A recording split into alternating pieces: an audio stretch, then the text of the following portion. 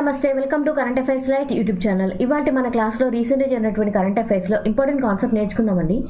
మీకు కనుక మా ఛానల్లో ఉన్నటువంటి వీడియోస్ అండ్ ఎక్స్ప్లెనేషన్ నచ్చినట్లయితే మా ఛానల్ లైక్ చేయండి, షేర్ చేయండి అండ్ సబ్స్క్రైబ్ చేయండి. Welcome to current affairs light YouTube channel. ఇవాళ మన కాన్సెప్ట్ వచ్చేసి cadet defence launches. So cadet defence systems ఏదైతే ఉందో అది బెంగళూరుకి చెందినటువంటి ఒక కంపెనీ అనమాట.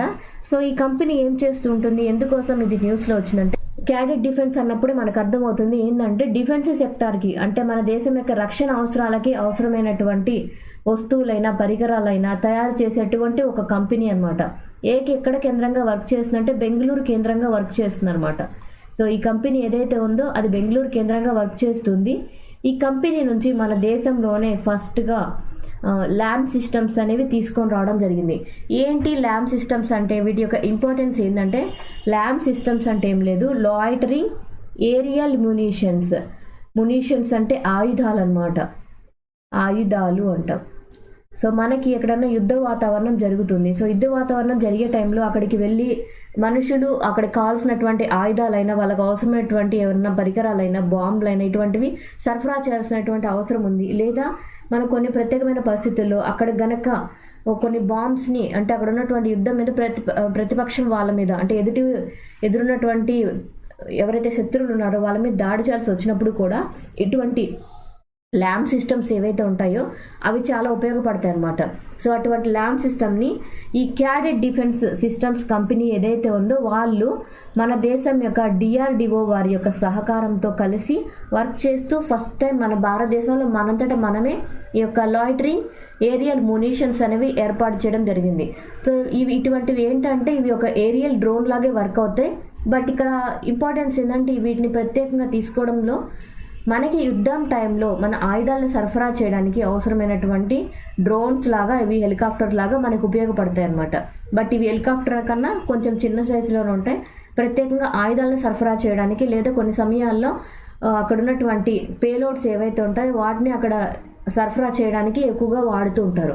సో ఇక్కడ ల్యామ్ ఏదైతే ఉందో అంటే లాయిటరింగ్ ఏరియల్ మునిషన్స్ ఏవైతే ఉన్నాయో దానిలో ఉన్నటువంటి టెక్నాలజీస్ పరంగా కామ్ ఒకటి అంటే ఇక్కడ వచ్చేసి క్యానిస్టర్ టైప్ అనమాట. సో క్యానిస్టర్ టైప్ అంటే ఇక్కడ తీసుకునేటువంటి సిస్టమ్ ఏదైతే ఉందో ఆ సిస్టంలో ఒక బాక్స్ టైప్ ఉండేటువంటి బేస్ అనేది తీసుకుంటారు. సో దానివల్ల ఏంటంటే ఆ క్యానిస్టర్ లోపలే మనకు కావాల్సినటువంటి పేలోడ్ అయినా ఆయుధాలైనా ఏవైనా సరే దానిలో లోడ్ చేయడానికి ఒక ఉపయోగం అనేది ఉంటుంది. Canister aerial loitering munitions. So loitering మునిషన్స్లోనే క్యానిస్టర్ టైప్ ఉన్నదాన్ని కామ్ అంటాం. అండ్ కంబాట్ యుఏవీస్ అంటే అన్మ్యాన్డ్ ఎయిర్ వెహికల్స్ అంటాం. అవి కూడా డ్రోన్స్ అనమాట. అన్మ్యాన్డ్ ఎయిర్ వెహికల్స్ని డ్రోన్స్ అంటాం. ఇవి కంబాట్ డ్రోన్స్ అన్నాం అంటే అక్కడ అవసరమైనటువంటి ఆయుధాలనైనా బాంబులనైనా ఏవైతే పేలోడ్స్ ఉంటాయి, గ్రెనేడ్స్ ఉంటాయి, వీటిని సరఫరా చేయడానికి ఇవి అక్కడ ఉన్నటువంటి మన సైనికులకి సహాయపడడానికి ఉపయోగపడతాయి అన్నమాట. సో ఇవి డిఫరెంట్ లొకేషన్స్లో కూడా వీటిని చెక్ చేయడం జరిగింది. ఎందుకంటే ఇవి ఒకటి ఎక్కడైనా వర్క్ చేయగలగాలి అంటే అక్కడ ఉన్నటువంటి ప్రాంతం ఎటువంటి భూభాగం అయినా సరే, కొండలు ఉన్నటువంటి భూభాగం అయినా, వాటర్ ఉన్నటువంటి ప్లేస్ అయినా, మంచు ఉన్నటువంటి ప్లేస్ అయినా ఎక్కడైనా కూడా వర్క్ చేసే విధంగా రకరకాలైనటువంటి టెర్రైన్స్లో భూభాగాల్లో వీటిని చెక్ చేయడం జరిగింది. సో మన దేశం పరంగా కాంపోనెంట్ సోర్సింగ్ అంటే ఇందులో వాడినటువంటి అన్ని పరికరాలు ఏవైతే ఉన్నాయో అవన్నీ కూడా 90% వరకు మన దేశం నుంచి తీసుకొని రావడం జరిగిందనమాట.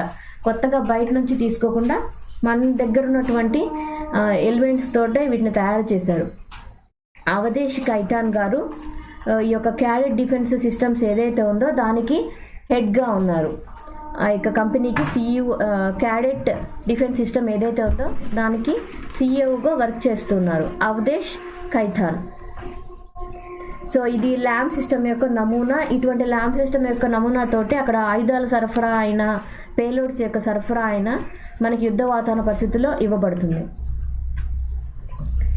సో మన దేశంలో వచ్చినటువంటి ఒక రిపోర్ట్ అనమాట. ఈ రిపోర్ట్ ఇచ్చింది ఎవరంటే EAC వాళ్ళనమాట. సో EAC వాళ్ళంటే ఇక్కడ మనం అర్థం చేసుకోవాలి economic advisory council. So economic advisory council వాళ్ళు రీసెంట్గా ఒక రిపోర్ట్ అనేది రిలీజ్ చేయడం జరిగింది.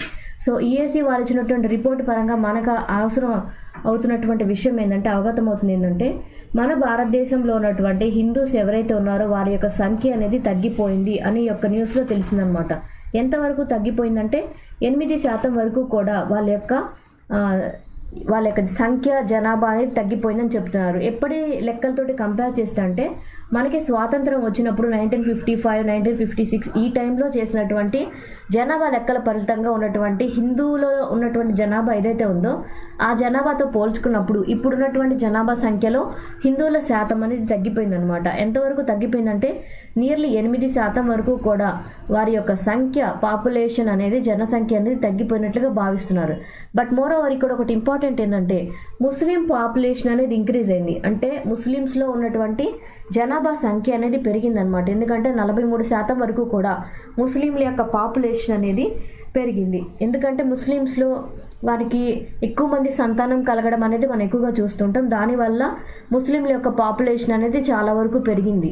అండ్ హిందువుల పరంగా ఇప్పటికీ కూడా పాకిస్తాన్, బంగ్లాదేశ్, ఆఫ్ఘనిస్తాన్ ఈ ప్రాంతాల్లో అంటే పాకిస్తాన్లో అయినా బంగ్లాదేశ్లో అయినా ఆఫ్ఘనిస్తాన్లోనైనా ఇక్కడ అన్ని చోట్ల కూడా హిందువుల సంఖ్య అనేది గణనీయంగా తగ్గిపోయిందనమాట.